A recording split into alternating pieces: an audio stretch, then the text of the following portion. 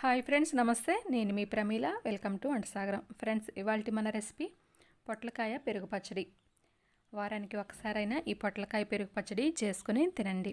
ఆరోగ్యానికి చాలా మంచిది, చాలా టేస్టీగా ఉంటుంది, చాలా సింపుల్గా అయిపోతుంది అన్నమాట. మరి దీన్ని ఏ విధంగా తయారు చేసుకోవాలో ఈ వీడియోలో చూద్దాం. ఫ్రెండ్స్, ఇక్కడ నేను ఒక పెద్ద కప్పు పెరుగుని తీసుకున్నానండి. ఇంచుమించు 300 ml వరకు ఉంటుంది. దీనికోసం వీడియో క్లిప్లో చూపిస్తున్న విధంగా ఇంత సైజు పొట్లకాయ ముక్కని తీసుకున్నానండి. కరెక్ట్గా సరిపోతుంది. ఎక్కువగా తీసుకున్నా కూడా బాగుండదనమాట. ఇప్పుడు ఈ పొట్లకాయని పైన ఉన్న ఆ వైట్ స్కిన్ పార్ట్ అంతా కూడా ఒలిచేసుకోవాలి.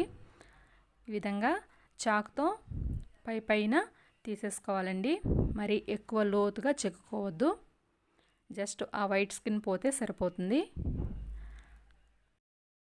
ఈ విధంగా స్కిన్ పీల్ చేసిన తర్వాత వాటర్లో శుభ్రంగా కడిగి తర్వాత లోపల ఉన్న గింజలు ఏమైనా ఉంటే తీసేయండి.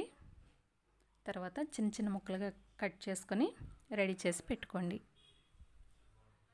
ఇప్పుడు స్టవ్ మీద ప్యాన్ పెట్టుకొని 1 టేబుల్ స్పూన్ ఆయిల్ని యాడ్ చేసుకోండి. ఆయిల్ హీట్ ఎక్కిన తర్వాత 1 టేబుల్ స్పూన్ తాలింపు గింజల్ని యాడ్ చేసుకోవాలి. అలాగే 3 లేదా 4 ఎండుమిర్చిని బ్రేక్ చేసుకొని వేసుకోండి. ఇక్కడ కారం వేయట్లేదండి, అందుకే ఎండుమిర్చి ఎక్కువగా యాడ్ చేసుకోవాలి. ఇవన్నీ వేగిన తర్వాత కొద్దిగా కరివేపాకు కూడా వేసుకొని వేయించుకోవాలి.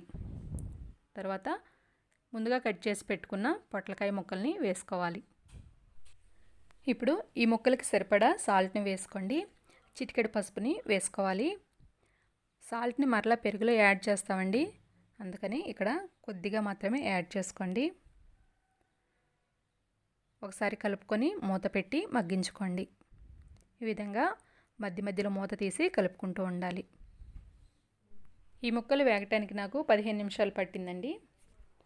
ఇవి మెత్తగా ఉడికిన తర్వాత ఇలా కట్ చేస్తే తెలిసిపోతుంది అన్నమాట. ఇప్పుడు స్టవ్ ఆఫ్ చేసుకొని పెరుగు పచ్చడి రెడీ చేసుకుందాం.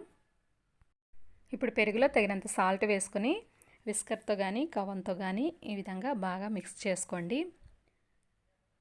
ఇలా మిక్స్ చేసుకొని పక్కన పెట్టుకోండి.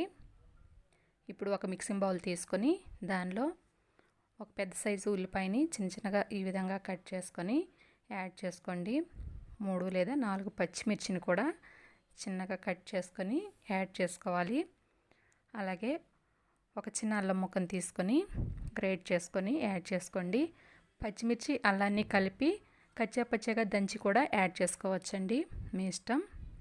ఇవన్నీ యాడ్ చేసుకున్న తర్వాత ఇవన్నీ చేత్తో ఒకసారి గట్టిగా నొక్కుంటూ కలపాలి. ఈ విధంగా కలపటం వల్ల మంచి ఫ్లేవర్ అనేది వస్తుందన్నమాట. పెరుగు పచ్చడి చాలా టేస్టీగా ఉంటుందండి. ఈ విధంగా కలుపుకున్న తర్వాత ఇప్పుడు దీనిలో పెరుగుని యాడ్ చేసుకోండి.